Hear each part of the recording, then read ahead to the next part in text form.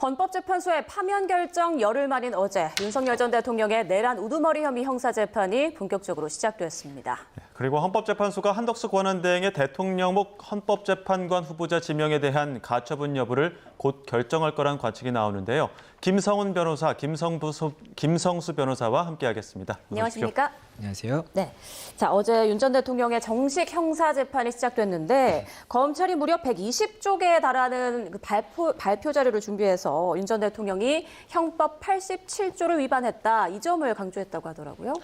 네, 그렇습니다. 이제 헌법재판소의 시간이 끝났고 형사재판의 시간이 시작됐습니다. 형사재판의 핵심 쟁점은 결국 내란죄 우두머리 혐의, 즉 국헌 문란의 목적으로 폭동을 일으킴으로써 대한민국의 주권자인 대한국민의 주권을 침해했는가, 그리고 침해하고자 하였는가에 대한 부분이고요. 그 점에 있어서 검찰은 그동안 여러 당사자들의 수사 및 기소를 진행을 해왔고, 이번 공소장의 내용을 바탕으로 해서 공소장의 내용도 굉장히 많이 있지만 구체적으로 지금 비상계엄 형태로 이루어졌던 일련의 사태들이 내란죄에 해당될 수 있다. 즉 행정부로서 한정적인 권한을 위임받은 대통령이 자신의 권한에서 있는 비상적인 권한을 남용해가지고 입법부와 사법기관 등을 임의로 배제하고 국민주권의 원리와 기본권, 영장주의 원칙을 위배해서 무력에 의한, 군사력에 의한 통치 질서를 만들고자 하는 구체적인 행동을 기획했고, 그런 부분들에 있어서의 최종적인 권한을 가지고 실행한 주체가 바로 피고인 윤석열 전 대통령이다라는 점을 공소 사실에 대한 내용들을 구성을 하면서 설명을 했고, 거기에 부합하는 증거들이 무엇들이 있는지에 관한 내용들도 어느 정도 이야기를 했을 것이다 보여집니다. 가장 주목받았던 게 윤석열 전 대통령 어제 그 검찰의 기소 내용을 하나하나 조목조목 반박을 했는데, 지난 탄핵 심판 과정에서 했던 주장과 크게 벗어나지 않았다는 분석이 나오더라고요.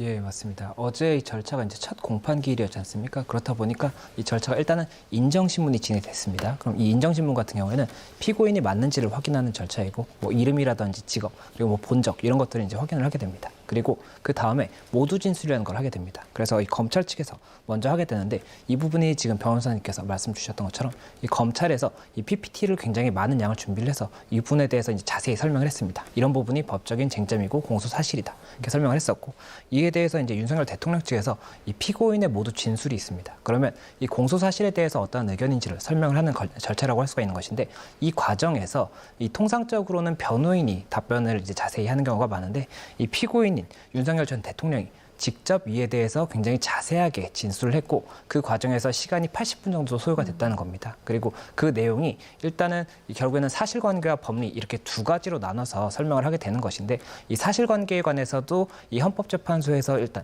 이 주장이 되었던 사실관계를 동일하게, 그 취지를 동일하게 해서 주장을 했던 부분이 있었고, 이 법리에 대해서도 이 헌재 사건에서의 법리는 이 헌법이나 법률의 위반이었기 때문에 이 내란죄랑 이렇게 정확하게 겹치는 부분은 아니라고 하더라도 이 괴에 대해서는 이 법리에 대해서 비슷한 부분이 있거든요. 그렇다 보니 이 법리에 대해서도 아무래도 유사한 취지의 주장을 했다, 이렇게 지금 평가되고 있습니다. 네. 예.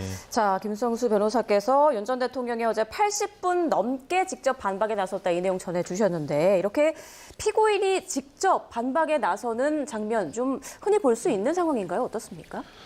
피고인 스스로 이제 공소 사실의 인부를 진술을 하는 경우는 있지만은, 그 내용을 이렇게 80분 넘게 진술할 수 있게 허락해 주는 경우는 제가 알기로는 형사재판 신문상 없습니다. 네, 왜냐하면은 기본적으로는 구체적으로 변론의 내용들에 있어서 이렇게 자세하게 서로 공방을 주고받는 것들은 최종적인 아예 법정 프레젠테이션을 기일을 잡았을 때 하는 것이고요. 예. 보통 피고인들 입장에서는 혐의 사실을 인정하는지, 인정하지 않는지, 인정하지 않으면 왜 안 하는지를 보통 짧게 이제 이야기를 하지 80분 가까이를 이제 계속적으로 설명할 수 있는 시간을 주지는 않는 편이고, 기본적으로 이 과정에서 만약에 이야기가 길어지는 것 같으면 재판부가 통상 제지를 합니다. 예. 그래서 한 5분 내외 요지만 얘기해달라. 왜냐하면 재판이 오늘 하고 끝나는 게 아니라 앞으로 쭉 할 것이기 때문이죠. 그런데 이런 부분에 있어서는 굉장히 평상시와 다르게 이례적으로 재판부가 피고인의 스스로의 진술할 수 있는 기회를 상당히 많이 부여를 한 그런 재판이라고 볼 수는 있습니다. 예.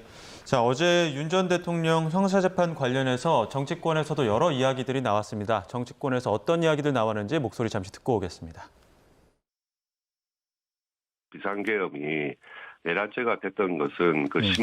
신군부에서 정권 찬탈을 하기 위해서 비상계엄을 했던 것이거든요. 예. 그런데 이번 사안은 대통령의 입장에서 비상계엄을 짧은 시간에 특정한 장소에 한정해서 했던 것에 대해서 지금 재판받는 입장에서는 충분히 내란죄의 고의는 없었다 하고 주장할 여지는 있다고 보여집니다. 지금 형사재판에서는 헌법재판소에서 주장했던 것을 계속 반복하면서 내란죄를 피해보려고 하지만은 그 답변하는 어휘 자체가 국민들로 하여금 저는 재판장도 이건 분명히 내란이다 하게 인식하게끔 답변하는 거 아니에요? 뭐 계엄은 평화 유지를 위해서 그게 말이 됩니까?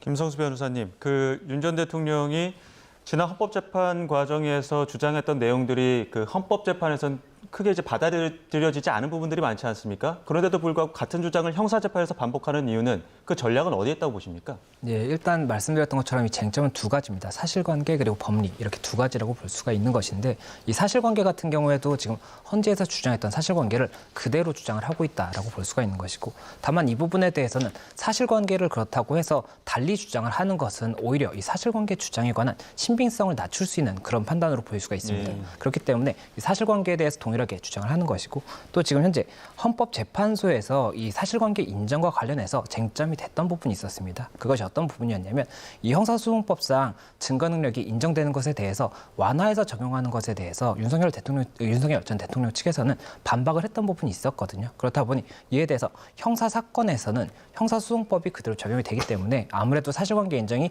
달리될 수 있다. 이런 것에 대해서도 일단 여러 가지 주장을 하지 않을까 생각이 되고 또 한 가지가 이 법리적인 부분입니다. 근데 이 법리적인 부분 같은 경우에는 헌법재판소에서 판단이 됐던 부분은 이 탄핵과 관련해서 법률이나 헌법의 위반이 있었느냐라고 볼 수가 있고 이번 형사사건에서는 이 내란죄의 성립 여부 결국에는 이 국헌문란이 있었는지 그리고 폭동의 이 행위가 있었는지 이 두 가지라고 볼 수가 있기 때문에 이 부분에 대해서도 이 유사한 취지라고 볼 수는 있지만 이 법 자체가 다르다고 볼 수가 있기 때문에 이에 대해서도 동일하게 주장을 한다고 하더라도 이 판단은 다를 수 있다. 이런 부분을 아무래도 감안한 것이 아닐까 이렇게 예상이 됩니다. 네, 그리고 윤 전 대통령 변호인은 공소가 기각돼야 한다 이렇게 주장했다고 하는데 구속기간 문제를 또 다시 꺼내들었다고 하더라고요. 네, 무엇보다도 현재 재판부가 재판장이 구속 취소 결정을 한 그 재판부이기 때문에 네. 이 점을 법률적으로 전략적으로는 가장 강조할 가능성이 좀 높다라고 생각을 합니다. 즉 기존의 구속 취소 결정의 내용을 보면은 구속 기간의 계산에 있어가지고 지금 구속 기간이 지났음에도 불구하고 구속한 상태로 기소했다는 점을 현재 재판부는 인정을 해서 구속 취소 결정을 받아들였기 때문에 그런 점에 있어서 이러한 이 기간이 넘어서 있는 구속 기간 자체가 불법 구속이다라는 주장을 하고 있는 것이고요. 그렇게 불법 구속된 상태에서 방어권 행사가 현저히 곤란했기 때문에 공소를 기각하는 것이 맞다라는 논리로 주장을 하고 있는 것으로 보입니다. 다만 이제 이러한 주장을 실질적으로 이 형사 재판의 중요성과 내용의 그 중대성을 봤을 때 재판부가 조기에 받아들여서 나머지 심리를 더 할 거 없이 공소 기각 결정을 내릴 가능성은 조금은 낮아 보인다라고 판단합니다. 무엇보다도 형사 재판에서 가장 중요한 핵심적인 내용은 법리도 있지만은요. 결국은 실체적 진실입니다. 지금 당시에 무슨 일이 있었고 무슨 지시가 있었고 어떤 의도가 이루어졌는지에 대해서 상당히 많은 정치적인 갈등들이 있었지만은 이런 내용들에 있어서 구체적인 핵심적인 사실이 무엇인지를 우리가 가지고 있는 사법 질서 속에서 인정하고 확인하는 절차들이 있기 때문에 이런 부분들이 없이 그냥 이제 법리적인 이유만으로 공소기각을 재판부가 조기에 결정할 가능성은 조금 낮다로 보여지고요. 다만 그럼에도 불구하고 구속 취소 결정 자체를 이 재판부가 했기 때문에 구속 취소 결정을 한 재판부의 그 논리를 바탕으로 해서 해당되는 주장은 변론 내내 계속할 것이다 이렇게 보여집니다. 예, 어제 검찰 측 증인으로 출석한 조성현 1경비단장과 김형기 1특전대대장 두 증인 모두 국회의원 끌어내란 지시를 받았다라고 증언을 했죠. 그리고 윤석열 전 대통령 측은 그 증인신문 진행 순서에 대해서 문제 제기를 했는데 재판관은 어떻게 좀 받아들일까요? 예, 일단 이 어제 증인 신문이 이제 두 사람에 대해서 있었고 이 두 사람이 방금 말씀 주셨던 이 조성현 수방사 제1경비단장 그리고 김영기 특전사령부 제1특전대대장 이 두 사람이었습니다. 그리고 이 두 사람은 일단은 이 본인의 상관으로부터 국회의원을 끌어내라라는 지시를 받았다라고 진술했기 때문에 윤 전 대통령 측에게 굉장히 불리한 이 진술을 했다라고 볼 수가 있는 것이고 이에 대한 반대 신문은 이 어제 기일에서 있었던 것이 아니라 결국에는 다음 기일에 진행이 될 것이라고 이야기했기 때문에 예. 윤 전 대통령 측에서 이 반대 신문과 관련해서 이 진술의 신빙성에 관해서 어떻게 이제 주장을 할 것인지를 봐야 되는 그런 부분이 있습니다. 그리고 또 한 가지가 이 재판 진행 과정과 관련해서 이 증인신문 기일이 열리는 것이 이 형사사건 기일의 대부분이라고 볼 수가 있습니다. 그런데 증인신문의 이 순서에 있어서 아무래도 이 만약이라도 상관으로부터 어떤 명령을 받았다라는 이 증인에 대한 진술을 받고자 한다면 상관부터 증인신문을 하는 것이 더 사실관계를 이제 확인하는데 부합할 것인데 그런 부분들에 대해서 이 지시를 받았다는 사람부터 증인신문을 하는 것 자체에 대해서도 일단 이견이 있다라는 취지의 주장을 한 것으로 보이고 또 아무래도 지금 어제 이 진술 자체는 다 윤 전 대통령에게 불리한 증언을 할 수밖에 없는 그런 예상이 되는 이 증인이라고 볼 수가 있습니다. 왜냐하면 과거 사례가 있었기 때문에 이 국회에서의 증언이라든지 아니면 헌재에서의 증언이 있었습니다. 그렇다 보니까 그런 부분들에 대해서도 아무래도 이 불리한 진술의 답변이 이 예상이 되는 이 증인들에 대해서 먼저 시행을 한 것 자체가 결국에는 이 재판부에 어떤 예단을 줄 수 있는 그런 행위가 아니냐 이런 부분에 대한 주장도 있었기 때문에 재판부가 증인 신문의 이 순서를 정함에 있어서 앞으로는 그런 부분에 대한 이 주장도 어느 정도는 받아들일 가능성이 있다 이렇게 보입니다. 네. 자, 지금 저희가 윤 전 대통령 형사재판 관련 얘기를 계속 이제 나누고 있는데 관련 영상은 우리 시청자 여러분께 내보내지 못하고 있죠. 이게 국민적 관심이 무척 높은 사건인데도 재판부가 언론사의 법정 내 촬영 신청을 받아들이지 않았기 때문인데요. 아무래도 이명박, 박근혜 두 전직 대통령의 사례와 좀 다르기 때문에 형평성 문제가 계속 제기되는 것 같아요. 네, 그렇습니다. 우리가 가지고 있는 형사재판의 기본 원칙은 공개재판의 원칙입니다. 물론 공개재판이라고 해서 늘 언론사의 촬영이 허락되는 것은 아니기는 합니다. 다만 공적 관심 사항이 크고 국민들의 알 권리가 큰 사안의 경우에는 촬영이 허락이 됐고요. 그동안의 전직 대통령에 관한 사건들에 대해서 촬영이 허용된 이유는 대통령이라는 자리가 한 개인의 자리가 아니라 대한민국 헌법상 가장 강력한 권한을 국민들로부터 위임받고 또 그것은 다른 말로 하면은 국민들로부터 가장 큰 신뢰를 받았기 때문입니다. 그렇기 때문에 그 신뢰를 받은 사람이 대통령 재직에 관련돼서 범죄를 저질렀다면은 그것이 사실인지 아닌지 그런 객관적인 내용들을 보아하는 것도 있고요. 만일 모든 국민은 법 앞에 평등하다는 원칙 속에서도 그런 부분에서 특권이 없이 공정하게 재판이 진행된다는 부분들, 한 사람의 피고인으로서 재판이 진행된다는 것들을 국민들에게 보여줄 필요도 있는 것도 하나의 중요한 원칙이었습니다. 이거는 수십 년간 이어졌던 관례라고 저는 볼 수 있습니다. 내란죄라는 것은 우리가 국헌문란의 목적이라는 이야기를 하는데 국헌문란이라는 것의 핵심은 결국은 주권자인 국민을 배제하고 누군가가 자신의 임의적 권력을 행사하려고 했다는 것입니다. 즉 개인의 비리랑은 완전히 차원이 다른 수준의 중대한 범죄 행위라고 볼 수가 있고 법정형도 사형과 무기밖에 없을 정도로 중요한 범죄 행위입니다. 이 부분에 있어가지고 과거 전 대통령과 다르게 공개 촬영을 전혀 허락하지 않는다는 것은 사실은 굉장히 이례적인 결정이고요. 결국은 이제 이 재판이라는 것은 과정과 절차 그리고 결론 모든 부분들에 있어서 국민들의 신뢰를 받고 또 그 과정에서 그 권위를 인정받을 수 있는 것이라고 볼 수 있습니다. 기존의 구속기간의 계산에 있어서도 수십 년의 원칙과 다른 내용들로 구속 취소 결정을 했던 게 현 재판부인데 그러면 법정 촬영에 있어서도 그럼 기존 전 대통령보다 이 혐의가 법정 형상으로는 객관적으로 중하다는 게 명백함에도 불구하고 굳이 이 부분에 대해서 이 재판에 대해서는 촬영을 안 하는 이유가 무엇인지에 대해서는 재판부의 권한임은 있지만은 국민들에게 설명할 필요가 있습니다. 변호인과 당사자뿐만 아니라 국민들에게 설명할 필요가 있는 그런 사안이 아닐까 이렇게 생각합니다. 예, 재판부는 이제 법정 내 촬영을 다시 신청하면 검토해보겠다 이렇게 하지 않았습니까? 어떤 부분 고려하고 검토한다는 겁니까? 네, 한마디로 이제 그 신청에 대해서 그 신청이 너무 늦게 접수가 됐고 그래서 피고인 측의 의견을 받아서 자기가 최종적인 결정을 해야 하는데 결국은 이제 그런 부분에 대한 피고인의 의견 수렴이 없었기 때문에 일단은 기각을 한다라는 표현을 쓰긴 했는데요. 다만 이제 이 부분은 조금 이제 의아한 부분이 있는 게 이제 이 공판 기일이 예정된 건 이미 상당히 전에 있었고 그 신청과 그 신청에 대한 어떻게 보면 피고인 측의 반응에 대해서 사실 상당한 기간을 줄 필요는 있는 사항들은 아닙니다. 예, 그런 부분에 있어가지고는 이제 일단은 기각하고 허용을 안 했지만 이 허용을 안 한 부분에 대해서 또 상당한 논란이 있기 때문에 네. 이 부분에 대한 것들을 한번 다시 재고할 수 있다라는 이야기를 하는 것으로 보입니다. 네, 추후에 윤 전 대통령의 그 재판 상황 모습을 저희가 볼 수 있을지 좀 상황을 봐야겠습니다. 자, 뭐 이제 형사 재판 시작 단계인데요. 앞으로는 좀 어떤 절차가 이어질까요? 네, 앞으로도 일단 공판 기일이 계속해서 진행이 될 것이고 예. 이 공판 기일은 형사사건 같은 경우에는 앞서 말씀을 드렸던 것처럼 이 증인신문을 통해서 사실관계를 확정해 나가는 이 절차라고 볼 수가 있습니다. 그리고 그 과정에서 일단 쟁점이 될 것이 앞서 그 저희가 봤던 부분 중에 공소 기각 주장이 있다는 이야기가 이제 나오는 부분이 있습니다. 그래서 이것은 어떤 부분이냐면 이 기소 자체에 대해서 위법이 있는 경우에는 공소 기각에 판단을 해야 된다는 형사소송법의 규정이 있습니다. 그렇다 보니까 이 부분에 대한 주장도 이제 있지 않을까 이런 이야기가 나오고 있는 것이고 그 다음에 이 사실관계에 대해서 일단 특정을 해야 됩니다. 그러면 이 사실관계를 지금 현재 윤석열 전 대통령 측에서는 이 검찰에서 주장하고 있는 사실관계에 대해서 전반적으로 다 부인을 하고 있기 때문에 그렇다면 어디까지 증명이 되는지 이것이 쟁점이 될 겁니다. 그리고 이 사실관계가 확정이 되고 나면 해당 사실관계가 결국에는 이 형법상의 내란죄에 해당할 수 있는지 이것이 또 이제 법리적인 쟁점이 될 수가 있기 때문에 이런 부분들에 대해서 이제 여러 가지 주장이 오가는 것을 저희가 보지 않을까 생각이 되고 그 과정에서 현재 지금 다른 피고인들이 같은 재판부에서 사건이 진행 중에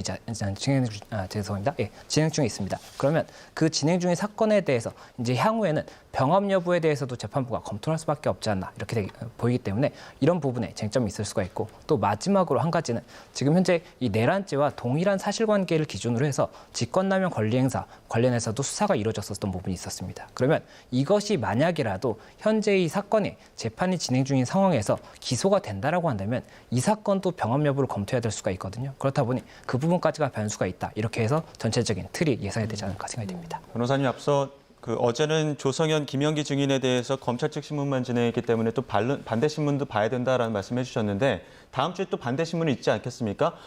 윤석열 전 대통령 측은 어떤 논리로 어떤 반박 증거를 제시할까요? 예, 일단 이 반대 신문이라는 것은 결국에는 주신문상에서 이 답변이 나왔지 않습니까? 해당 답변에 대해서 신빙성을 이제 낮추는 그 주장을 하는 것이 반대 신문이라고 볼 수가 있는 것이고 이를 위해서는 결국에는 해당 증인들이 이 답변했던 내용 중에 어떠한 모순이 있는지를 찾는 겁니다. 그러면 그 모순을 찾는 방법은 이 답변 간에 상충되는 부분이 있다든지 아니면은 시간의 순서라든지 다른 물증과 비교를 해봤을 때 해당 진술이 사실과 맞지 않는 부분이 있을 수가 있습니다. 그러면 그런 부분들이 있다라고 한다면 이것을 질문을 통해서 일단 특정을 하고 그것을 다른 물증을 통해서 이 부분에 대해서 여러 가지 신빙성이 낮다라는 것을 주장을 하는 이 과정을 거치기 때문에 일단은 그러한 답변에 어떠한 틈이 있는지를 검토하는 그 작업이 가장 우선되지 않을까 생각이 됩니다. 네. 예. 자, 2차 공판은 오는 21일에 예정돼 있습니다. 자, 다음 이슈로 넘어가 보겠습니다. 헌법재판소가 오늘 오전 10시에 재판관 평의를 열고 한덕수 권한대행의 헌법재판관 후보자 지명이 위헌이었는가 이에 대해서 논의한 것으로 알려졌는데요. 일반적인 헌법소원 사건보다 좀 논의에 속도를 내고 있다. 이런 분석이 있더라고요. 네, 가처분이라는 표현 자체가 결국은 빠르게 이 사안을 결정하기 위해서 긴급한 사안의 경우에 내려지는 신청과 결정이라고 볼 수 있습니다. 그런 부분에 있어가지고는 해당되는 가처분에 대한 결정들을 조속히 내릴 가능성이 높고요. 무엇보다도 이제 가처분이 신청이 되는 대부분의 사안들은 만약에 여기에 대한 빠른 신청에 대한 결정이 이루어지지 않는다면 이 신청 자체가 의미가 없는 사안들입니다. 대표적으로 지금 이제 기존의 재판관들의 임기가 이제 곧 만료되는 상황에서 신임 재판관들에 대한 임명 절차를 가처분으로서 금지할 것인지 인용을 할 것인지 아니면 기각할 건지에 따라 가지고 후속 인선들이 달라질 수 있는 부분들이 있기 때문에 이 점 등을 고려했을 때 이 해당되는 결정을 빠르게 내릴 것으로 보이고요. 특히나 사실관계 자체보다는 법리적인 판단이 필요한 부분들이기 때문에 그 부분에 있어 가지고도 재판관들이 가지고 있는 법리적인 그리고 헌법적인 특히나 대통령 권한 대행이 행사할 수 있는 권한 그리고 헌법재판소 구성권이라는 권한이 그 권한으로서 어떻게 존재할 수 있는지에 대한 법리적인 논의들은 이미 이루어졌을 것이다 이렇게 볼 수 있습니다. 예, 이진수 방통위원장 사례를 봤을 때는 접수 후에 나흘 안에 결과가 나왔는데 그러면은 이번 주에는 결과가 나올 거라고 전망해 볼 수 있을까요? 예, 그럴 가능성이 높지 않을까 생각이 됩니다. 일단 오늘 이 오전에 평의를 했다고 이야기가 나오고 있고 그리고 이제 어제까지 한덕수 총리 측에 답변서를 제출해달라는 이제 법원에 이 지시가 있었다고 합니다. 그 이야기는 무엇이냐면 그 답변서를 받아본 다음에 그 다음에 법리적인 검토를 통해서 결정을 하겠다라고 하는 것이기 때문에 그렇다면 지금 일단 답변까지도 확인을 하고 이에 대한 평의를 거쳤기 때문에 이 결정이 나오는 것 자체는 오래지 않을 것이라고 생각이 되고 특히나 이 가처분이라는 것의 이 결정은 결국에는 이 본안의 판단이 있기 전에 일단은 효력 정지가 급하기 때문에 진행을 하는 것이거든요. 그렇기 때문에 이 결정 자체는 조금 더 빨리 나올 수가 있고 다만 그 과정에서 어떠한 요건이 이제 법리적인 쟁점이 될 것인지 이런 것들을 지켜봐야 되는 것이 아닌가 생각이 됩니다. 네. 자, 한덕수 대행이 대통령 몫의 헌법재판관 후보자 지명 2명을 지명한 걸 두고 논란이 계속되는 가운데 어제 국회에 출석한 박성재 법무부 장관 관련해서 발언이 있었습니다. 잠시 듣고 오겠습니다. 이 헌법재판소 구성을 입법, 사법, 행정으로 나누어서 임명하도록 돼 있는데 지금 문제되는 부분은 행정부 몫으로 돼 있는 부분이라서 총리께서 필요성이 있다면 임명할 수 있다고 생각을 하고 헌법기관 임명을 포함한 대통령의 중대한 고유권한 행사는 자제하라는 것이 우리 헌법과 법률에 담긴 일관된 정신입니다. 라고 한덕수 대행이 본인 입으로 직접 발표한 발표문이에요. 이때와 지금은 대통령께서 권한 정지 상태인 경우하고 완전히 거리된 상태하고 상황이 좀 다른 거 아닌가 생각을 합니다. 지금 법꾸라지의 면모를 지금 정확하게 보여주시는 거거든요. 표현이 좀 과하십니다. 네, 양측의 공방이 아주 팽팽한데요. 양측의 논리를 좀 정리를 해주실까요? 네, 일단은 지금 한덕수 권한대행 측에서는 기본적으로는 대통령의 권한을 대행해서 임명을 하는 것이고 헌법재판소의 구성에 있어서 기존 재판관들의 임기가 만료되는 것이 예정된 상황이기 때문에 대통령 권한대행으로서 권한을 행사함으로써 헌법재판관의 결원을 막아야 한다라는 것을 논리로 삼고 있습니다. 그리고 아까 박성재 법무부 장관 같은 경우에는 그중에서도 이건 대통령이라는 그 행정부 수반이자 국가 원수의 임명 권한이 아니라 그냥 행정부의 권한이다. 그렇기 때문에 행정부의 권한을 대행하는 국무총리가 지금 상황에서 할 수가 있다라는 이야기를 하고 있고요. 반면에 이제 민주당에서는 이 부분에 대해서 기본적으로 헌법재판소의 구성 과정에 있어서 사법부는 선출된 권력이 아닙니다. 그렇기 때문에 국민주권의 원리상 선출된 권력을 가진 국민으로부터 위임받은 권력을 가진 사람들이 추천을 해서 임명하는 것. 그것이 대통령 목. 그리고 또 국회 몫으로 임명하게 되는 것인데 그런 민주적 정당성을 가지고 있지 않은 국무총리 권한대행이 이러한 임명을 하는 것은 기존의 권한대행의 권한 행사는 소극적이고 제한적으로 그쳐야 되는 한덕수 총리 본인 스스로의 발언에도 반한다라는 이야기를 하고 있고요. 여기에 대해서 박성재 장관은 지금은 소위 말하는 탄핵 국면에서 잠깐 이제 요구된 거랑 거래된 거랑 다르게 완전히 지금 대통령이 존재하지 않은 상황이기 때문에 다르다는 이야기를 하고 있고 이 부분에 대해서 그러면은 탄핵 소추부터 최종적인 파면 결정까지 거의 한 120일 가까이 걸렸는데 지금 대선은 또 그만큼이 안 남은 상황입니다. 그러니까 새로운 대통령이 곧 선출될 예정인데 이런 상황에서 앞에는 권한 행사를 안 했다고 하면서 지금은 오히려 권한 행사를 권한대행이 한다는 것이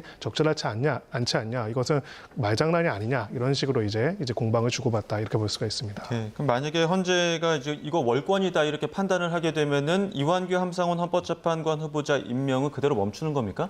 예, 지금 일단 효력 정지가 처분이 먼저 결정에 나올 것이기 때문에 만약이라도 인용이 된다라고 한다면 이 본안, 결국에는 지금 현재 본안의 헌법소원이 진행되고 있거든요. 예. 그러면 이 헌법소원의 판단이 있을 때까지는 이 부분 지명에 관한 이 부분은 정지가 된다라고 볼 수가 있습니다. 다만 이 부분이 지명에 대해서 일단 정지가 된다고 하더라도 임명과 지명은 또 다르다라고 볼 수가 있거든요. 그렇다라고 한다면 이 4월 18일에 임기 만료로 공석이 되고 난 후에 만약이라도 임명이 있다라고 한다면 이에 대해서는 이 해당 효력 정지 가처분의 효력을 어떻게 볼 수 있을 것인지도 이제 법적인 쟁점이 될 수가 있는 것이고 그리고 만약에 이 가처분에 대해서는 인용이 되지 않았다라고 하더라도 본안의 판단이 굉장히 조금 신속히 진행이 돼서 이에 대해서 18일 전에라도 이 본안의 판단이 있다라고 한다면 거기서도 어떠한 결정이 나오느냐에 따라서 이 부분 임명의 가부에 대해서도 볼 수가 있기 때문에 이것이 쟁점이 될 수가 있습니다. 그리고 저희가 여러 가지로 지금 쟁점이 되는 것 중에 하나가 이 한덕수 총리 측에서 주장을 하고 있는 것이 지명에 대해서는 이 내부적인 절차이기 때문에 이것을 임명과 같은 처분으로 볼 수 없다라는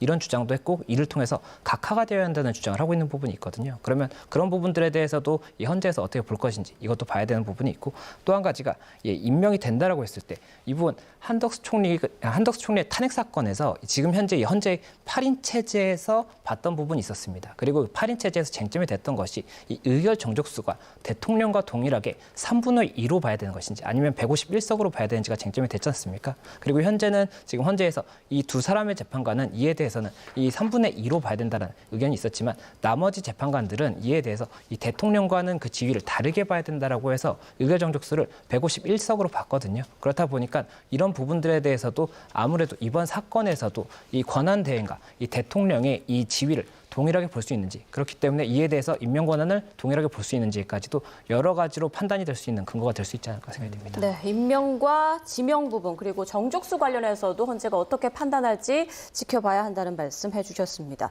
헌재가 만약에 그럼 기각하거나 각하 결정을 내린다면 두 후보자가 헌법재판관으로 임명되는 걸 막을 수 있는 어떤 법리적인 방법은 없는 건가요? 네, 결국은 이제 헌법재판소 외에 사법부가 나머지 대법원이나 이런 곳에서 이제 신청할 수 있는 절차는 없습니다. 예. 그렇기 때문에 결론적으로 이번 가처분이 마지막 이제 결정이 될 수 있다 이렇게 볼 수 있고, 그렇기 때문에 헌법재판관들도 깊이 고민을 할 것으로 보입니다. 두 가지를 이익 형량을 할 것입니다. 국민주권의 원칙상 국민들이 민주적인 정당성을 가지고 국민들로부터 권력을 위임받은 사람이 임명 권한을 행사해야 하는데, 그것을 권한대행이 행사해야 할 만한 아주 긴박한 헌법적 필요성이 있는지, 만약에 그런 것이 있다고 판단한다면 기각하거나 각하를 할 것이고요. 그게 아니라고 생각한다면 기본적으로 이거는 대한민국의 민주공화국의 원리상 국민들이 위임한 주권자인 국민의 권한을 침해하는 것이 될 수가 있기 때문에 일단은 가처분으로서 그 효력을 정지시키고자 할 겁니다. 그래서 재판관들 사이에서 결국은 헌법재판소 구성권, 헌법재판소 구성과 헌법재판소의 위상이 굉장히 중요하다는 것을 이번에 알게 되었기 때문에 이 점에 있어서 국민주권의 원리를 얼마나 반영해야 할지를 결국 핵심적인 쟁점으로 봐서 판단을 할 거다 이렇게 볼 수가 있고요. 만약에 이제 기각이나 각하가 된다면은 더 이상 남은 절차들은 사실 없다고 볼 수밖에 없기 때문에 거기에 따라서 이제 임명이 강행되고 그런 절차가 이루어질 것이다 이렇게 볼 수 있습니다. 이르면 이번 주 초에는 또 결과가 나올 것이라는 분석들이 많기 때문에 헌재의 판단을 좀 지켜봐야 될 것 같고요. 주제를 좀 바꿔보겠습니다. 그 서부지법 난동 사태와 관련해서 어제 형사재판 첫 공판이 열렸는데 피고인 36명에 대한 공판이 진행됐습니다. 어떤 내용이죠?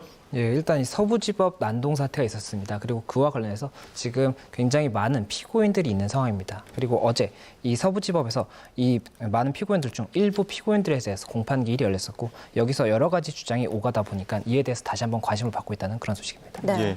자, 공판 과정에서 피고인 측이 서부지법 난동 사태 이후에 나온 천대엽 법원 행정처장의 발언을 문제 삼았는데요. 어떤 발언인지 들어보겠습니다.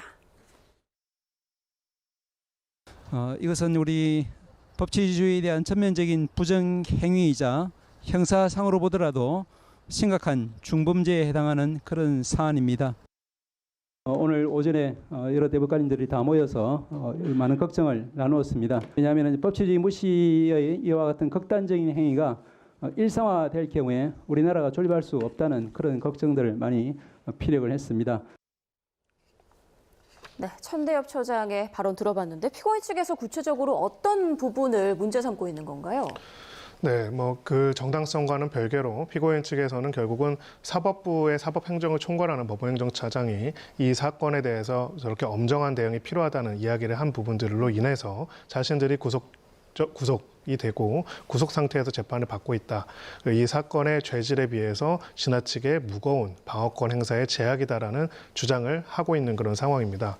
다만 이제 이 부분에 대한 이런 내용들이 구체적인 개별 재판에서 얼마나 받아들여질지는 상당히 의문이다라고 볼 수밖에 없고요. 기본적으로는 법치주의의 반대편에 있는 것은 폭력입니다. 결국은 이제 법적인 질서와 법적인 결정은 늘 많은 반발을 불러일으킬 수밖에 없고, 그 반발에 대해 가지고 폭력을 수단을 해가지고 사법부를 공격의 대상으로 삼게 된다면 사실상 이 사회의 갈등을 해소할 수 있고 갈등을 최종적으로 결정할 수 있는 사법 기능이 마비될 수밖에 없습니다. 저는 이번에 서부지법 사태 자체도 사실은 문제였지만은 이 서부지법 사태에 있어서의 이런 엄정한 대응이 없었다면은 이번 헌법재판소의 결정 이후에 어떤 일들이 벌어졌을지도 사실 궁금한 부분이 있습니다. 예상외로 헌법재판소의 파면 결정 이후에도 특별하게 폭력적인 난동행위가 크지는 않았는데, 서부지법이라는 사실은 굉장히 충격적인 일이 벌어지는 부분들에 대한 엄정한 사법적인 대응이 사실 영향을 미치는 부분이 없지 않다라고 볼 수가 있다고 보여지고요. 그런 점에 있어가지고는 이제 재판부도 변호인이 이런 주장들을 하는 것과는 별개로 이런 사태에 법원의 결정에 불만을 가지고 법원을 이제 소위 말해서 파괴하는 행동에 대해 가지고는 특별히 다른 입장을 가지지 않을 가능성이 높다라고 생각합니다. 예, 그 천대엽 법원행정처장이 그 발언이 일종의 외압으로 받아들일 수 있다라는 게 피고인들 측의 주장인데, 일부 또 피고인은 이런 얘기를 했습니다. 만약 저희가 들어간 게 법원이 아니라 동사무소 같은 관공서였어도 구속할 거냐, 이런 이야기를 했는데, 말씀하신 것처럼 그 대상이나 수단은 모두 잘못되긴 했는데 이 두 가지를 또 비교하는 것도 이조차도 좀 잘못이 있다, 문제가 있다 이렇게 지적하는 목소리가 많거든요. 예, 일단 사실관계가 다르다라고 한다면 당연히 다르게 진행이 될 수가 있는 겁니다. 그리고 그것을 가정을 해서 이 부분을 비교하는 것 자체는 적절치 않다라고 보입니다. 지금 현재 이 구속에 대해서 여러 가지 피고인들의 주장이 나왔던 것으로 보이는데 이 구속이라는 것은 결국에는 형사소송법상에 범죄 혐의 소명의 상당성이 있고 도주의 우려라든지 증거인멸의 우려가 있다라고 하면 그때 구속이 되는 것이기 때문에 이를 판단해서 법원에서 이 구속 여부를 결정을 하였을 것이지 이것이 어떠한 사실관계에 대해서 특정 부분 때문에 구속이 됐다라고 단정할 수는 없는 것이기 때문에 이러한 주장이 어떠한 근거가 명확하게 있는 것이 아니라고 한다면 당연히 부적절한 주장이라고 볼 수밖에 없습니다. 예. 자, 그리고 어제 오전에는 같은 재판부가 윤 전 대통령 구속영장 발부에 항의하다가 그 서부지법 앞에서 공수처 차량을 막아선 혐의를 받는 그 6명에 대해서도 공판기일을 열었는데 이 자리에서 피고인 측이 공수처 차량의 그 블랙박스 영상의 증거 능력을 또 문제 삼았다고 하더라고요. 이건 또 어떤 내용인가요? 네, 사실 구체적인 법리적으로 어느 정도의 근거를 가진 이제 증거 능력의 부인액인지는 모르겠지만 예. 기본적으로 영상 같은 경우에는 사실 특별하게 사람이 조작하지 않는 이상 그 자체로 객관적인 실체를 드러내는 부분들이 있는데 이 부분에 대한 증거도 부인을 하는 부분들이 있고요. 또 지금 유튜브 영상들, 그러니까 본인들이 그 법원에 진입한 다음에 유튜브로 이제 촬영하고 송출한 영상들도 증거를 제출한 부분에 대해 가지고 그 부분에 있어서 이것은 자신의 저작권을 침해한 것이다. 이런 주장을 하는 경우도 있다고 합니다. 예. 다만 이제 저 또한 변호인으로서 이제 재판에 참여하는 사람 중에 한 사람으로서 이 사건은 아니지만 여러 사건들을 보면서 경험할 때 과연 이제 이런 형태들의 주장들이 재판부 입장에서 이것을 타당한 반박으로 받아들여서 사실 인정이나 아니면 양형에 있어서 긍정적인 것으로 받아들일지는 상당히 의문이 되는 주장이다 이렇게 볼 수밖에 없습니다. 예, 그 지지자들의 어떤 지지의 모습들이 그 형태들이 좀 과격하게 가다 보니까 여러 가지 좀 법적 문제들도 나오고 있는 것 같은데 앞서 김성수 변호사께는 질문을 드렸습니다만 피고인들의 그 발언, 동사무소는 그럼 침입하면 되느냐 이런 이야기가 나오거든요. 어떻게 보십니까? 일단 동사무소도 침입하면 안 됩니다. 예. 다만 법원이라고 가지는 상징성을 우리가 생각해 보면 됩니다. 마키아벨리의 군주론에 보면은요, 사법 기능은 왕이 가지지 말고 다른 법관한테 맡기고 왕은 사명권만 가지라는 얘기를 합니다. 참 이상하죠. 사법이 가장 강력한 것처럼 보이는지. 왜 그러냐면요. 예. 사법 기능은 결국은 누군가의 원망을 들을 수밖에 없습니다. 누군가를 처벌하거나 분쟁 상황에서 누군가의 편에 대해서 결정을 내릴 수밖에 없고요. 이 사법 기능을 신뢰하고 그 법치에 따라서 그것을 존중하는 것이 결국 저희가 가지고 있는 질서입니다. 예. 그 질서의 반대편은 폭력이 있습니다. 예. 서로가 원하는 바에 따라 가지고 폭력을 행사한다면은 그것도 굉장히 문제지만은 그 폭력이 최종적으로 정리되고 처벌되는 공적인 공화국의 과정인 법칙이라고 할 수 있는 법원이 파괴가 되고 법원에 대한 폭력이 일상화되고 여기에 대한 처벌이 약해진다면 어떤 일이 벌어지냐면요. 모두가 자신들이 가지고 있는 정치적인, 경제적인 이익을 바탕으로 법원을 파괴할 수가 있게 됩니다. 그렇게 되면은 이제 어떤 사상, 어떤 경제 질서, 어떤 정치 질서가 아니라 하나의 국가 공동체로서 존립 자체가 어려워질 수밖에 없다. 사실은 대법관들이 우려를 말했던 건 바로 이런 부분들이고요.